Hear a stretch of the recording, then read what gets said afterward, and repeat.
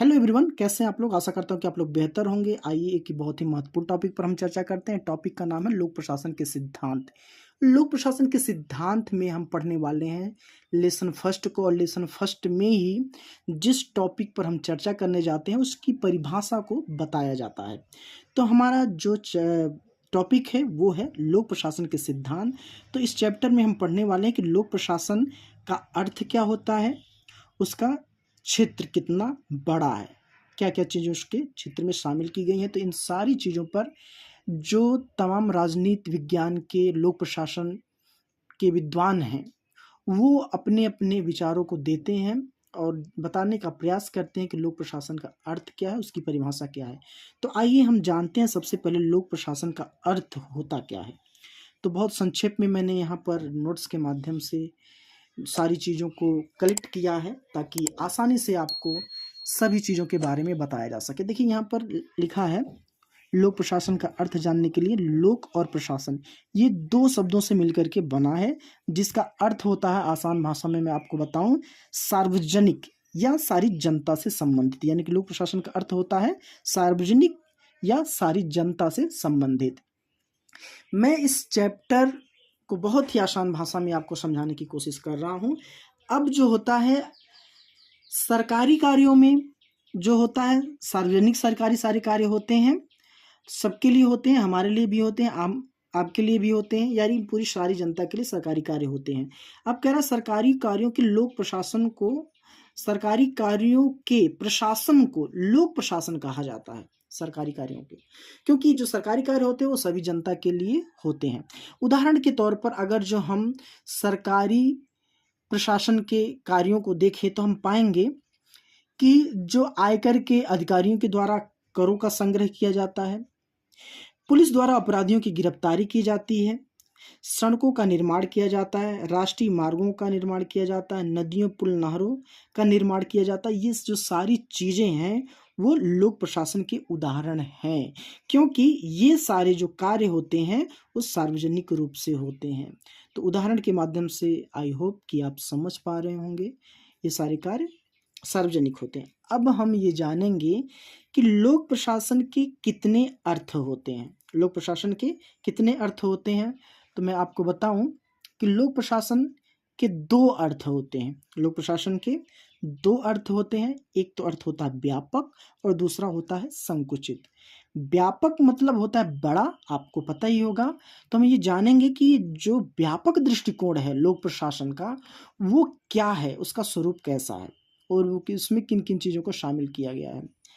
यहाँ पर कह रहा है कि व्यापक रूप में राज्य में राजनीतिक शक्तियों के प्रयोग करने में उसके द्वारा की जाने वाली क्रियाओं को ही लोक प्रशासन की संज्ञा दी जाती है। फिर से एक बार मैं दोहराऊंगा आपके लिए।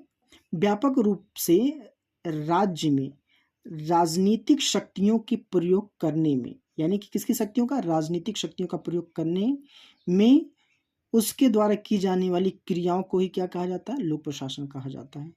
अब लोक प्रशासन में किन किन चीज़ों को समावेश किया गया है, तो लोक प्रशासन में तमाम विद्वान बताते हैं कि भाई लोक प्रशासन के अंतर्गत जो व्यापक दृष्टिकोण है उसमें विधायिका भी आ जाती है, न्यायपालिका आती है, कार्यपालिका आती है। इन तीनों का समावेश ही क्या है, व्यापक रूप है किसका, लोक प्रशासन का। अब हम संकुचित दृष्टिकोण में बात करेंगे। तो संकुचित दृष्टिकोण में संकुचित अर्थ इसका प्रयोग केवल कार्यपालिका के द्वारा किया जाने वाले कार्य के लिए होता है। यानी कि संकुचित में हम सिर्फ और सिर्फ कार्यपालिका को शामिल करेंगे, व्यापक में हम विधायिका, न्यायपालिका और कार्यपालिका को तीनों को शामिल करेंगे। तो आपसे प्रश्न बन सकता है आपके सामने कि लोक प्रशासन में व्यापक रूप में किन किन चीज़ों को शामिल किया जाता है, तो आपका जवाब होगा कार्यपालिका, न्यायपालिका और विधायिका। संकुचित रूप में, तो संकुचित रूप में सिर्फ और सिर्फ कार्यपालिका को लिया जाता है। अब हम कुछ विद्वानों की परिभाषा को जान लेते हैं जो कि महत्वपूर्ण विद्वान है और बताते हैं कि लोक प्रशासन कहते किसे हैं। तो आइए लोक प्रशासन की महत्वपूर्ण परिभाषाएं। एक विचारक है एल डी व्हाइट, ये क्या कहते हैं, लोक प्रशासन में वे सभी कार्य आते हैं, व्हाइट महोदय कह रहे हैं, लोक प्रशासन में वे सभी कार्य आते हैं जिनका उद्देश्य लोकहित, लोक नीतियों को पूरा करना अथवा क्रियान्वित करना है। ये वेल डिवाइड की परिभाषा है। मित्रों, अब मैं आपको बता दूं, ये पॉलिटिकल साइंस का फर्स्ट लेसन है, जो कि लोक प्रशासन के सिद्धांत का ये फर्स्ट लेसन है। और आइए मैं फिर से एक बार बात करता हूँ और कुछ विचारकों की परिभाषाओं के बारे में। वुडरो विल्सन क्या कहते हैं लोक प्रशासन के बारे में? वो कहते हैं लोक प्रशासन विधि अथवा कानून को विस्तृत एवं क्रमबद्ध रूप से क्रियान्वित करने का नाम है। लोक प्रशासन क्या है? क्रमबद्ध रूप में क्रियान्वित करने का नाम है। हालांकि मैंने लिख दिया है, तो शॉर्ट स्क्रीन आप लोग ले सकते हैं। बढ़ते हैं नेक्स्ट पेज पे। अब कह रहा है, पार्सी एक विचारक हैं जिनका नाम है पूरा पार्सी मैक्वीन। ये क्या कहते हैं? वो कहते हैं लोक प्रशासन का संबंध सरकार के कार्यों से है। ये पार्सी की परिभाषा है। लोक प्रशासन का कार्य सरकार के कार्यों से है, चाहे वो केंद्र द्वारा संपादित हो अथवा स्थानीय सरकार द्वारा। अब यहां पर कह रहा है कि लोक प्रशासन के क्षेत्र, तो लोक प्रशासन के क्षेत्र में अगर जो हम बात करें, तो यहाँ पर लोक प्रशासन के क्षेत्र में 4 दृष्टिकोण प्रचलित हैं।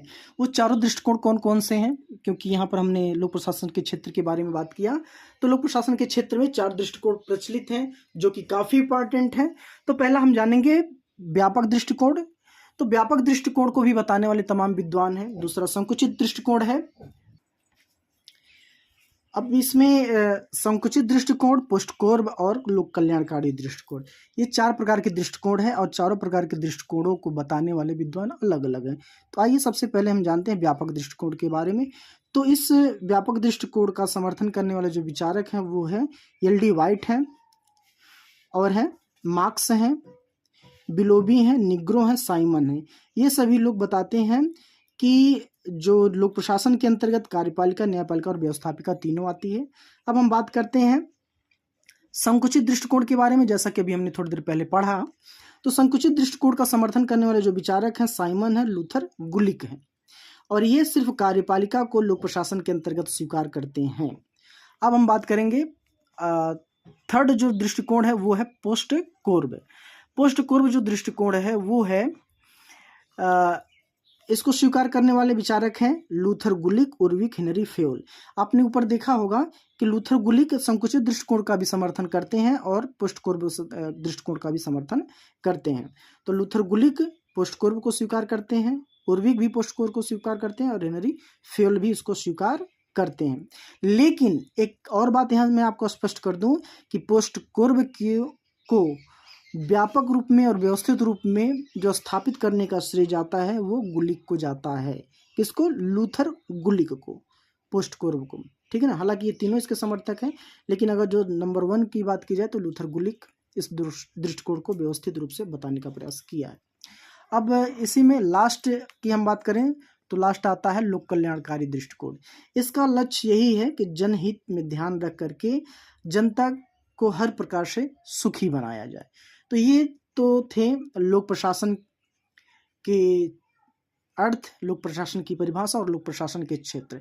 आई होप कि आपको इस चैप्टर से संबंधित कोई भी डाउट नहीं रह गया होगा।